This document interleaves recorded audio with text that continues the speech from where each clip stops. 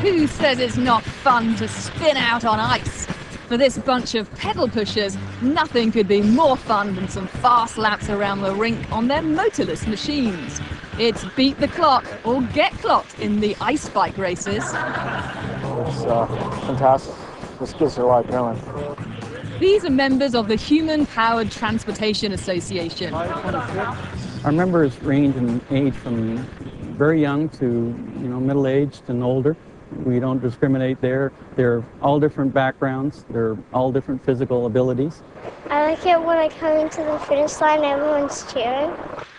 Their mission? To turn heads and a few pedals on the ice with these human-powered machines. We heard about some groups in the northern states that were racing on frozen lakes. And again, that kind of gave us the idea to do it here. But we seem to be the only ones doing it on an indoor rink. The group developed 3 races for their indoor ice events. The first is the slalom. Racers, we're going to set up for the slaloms now. On your mark, get set, go! The rider rides between pylons and then returns, and it's the fastest time on that. It tests the agility of the machine, the balance of the rider, the braking ability of the vehicle, and of course the endurance of the person's body so they can get back as quick as they can. Then there's the 2-lap pursuit. I guess my favorite race would be the pursuits. We start off with 2 riders, one on each side of the rink, and when the timer goes, they race as fast as they can around the 2 laps. They try to basically catch up to each other, but it doesn't happen within 2 laps usually. We're going to set up for the 10-minute lap races. The first 2 races set the stage for the biggie, the 10-minute endurance lap race. Go! We put up to 5 racers on the ice at one starting line. When the buzzer goes, they race as fast as they can within the 10 minutes to accumulate as many laps as possible. And it is an endurance race because, as with most races, you start off fast in the beginning, doesn't mean you're going to be fast at the end. If anyone knows endurance, it's Richard Dominic. For endurance, I'm probably the best at because I ride everywhere and I try to keep up with traffic, either on a 2-wheel or a 3-wheel. All of them have custom-built contraptions. Our members are very creative people, and they find many uses for many parts. Some designs are quite sophisticated. One racer was called the Python with 1 wheel up front, 1 blade in the back, and technically that should be the fastest machine in the future because it is so light, it is so agile, and it gives the rider incredible control. Larry Bowden has a background in race cars and boat building and turned to designing racing trikes when he retired. This particular trike is just a basic trike, all mild steel, new components.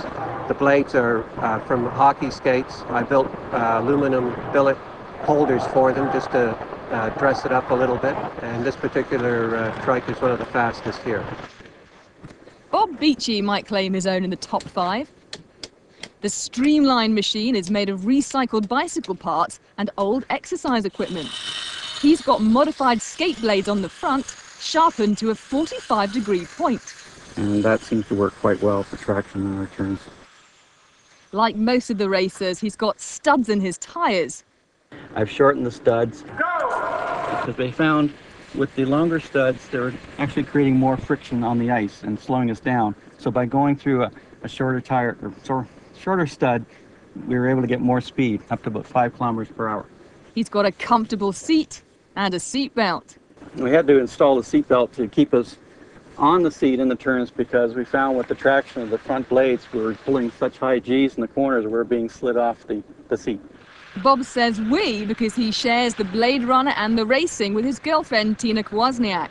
You might notice that I wear a headset, and I do that because Bob coaches me. Tight to the corner, tight to the corner. That's it. Watch out the pylons. Keep going. Go, go, go, go, go, go. He's actually telling me to stay tight to the corners, and someone's coming up beside me. Be careful, stay tight. And the idea is to stay tight around the pylons so that you actually get your most speed coming around the corners. The ice is a great equalizer. Now, we can have someone who's in great physical shape, but if the ice bike that he built isn't the best in tune or the best design, he won't win. The group's long-term goal is to make ice bike racing an Olympic sport. It's a human-powered sport with a cyclist on a machine The machines can be one designed for the Olympics. The course that we use can be adapted to the Olympics, the slalom, the pursuit, and the endurance oval. For now, as they're the only ones in the world doing this event, they're happy with personal bests. Everything's getting faster and more exciting, and just it's so energizing for the body. The adrenaline rush is coming back that I haven't felt in so long. It's just such a pleasure to race these machines.